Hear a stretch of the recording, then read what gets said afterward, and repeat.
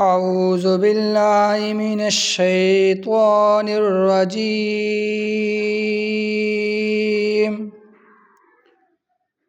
بسم الله الرحمن الرحيم.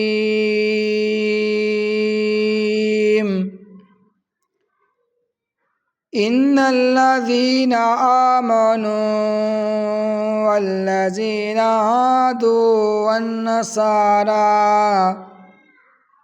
والصابين من آمن بالله واليوم الآخر وعمل صالحا فلهم أجرهم عند ربهم ولا خوف عليهم ولا هم يحزنون.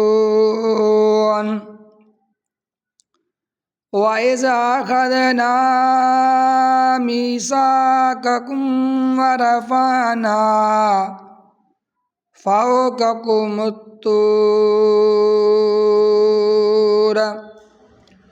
خذوا ما آتيناكم بقوة واذكروا ما فيه لعلكم تتقون.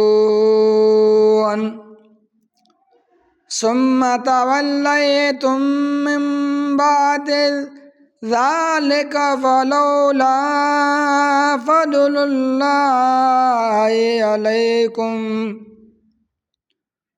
ورحمته لكنتم من الخاسرين.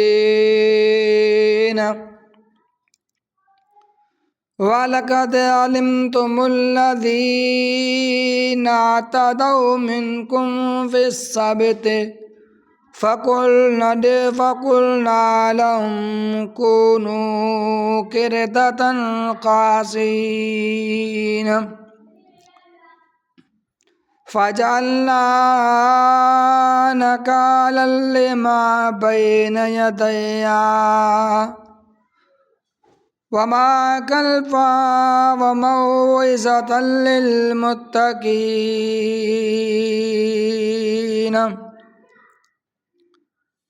وإذ قال موسى لقومه إن الله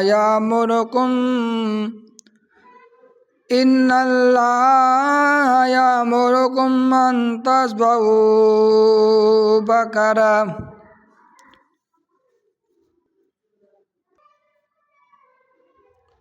قالوا أتتخذنا هزوا قال أعوذ بالله أن أكون من الجاهلين.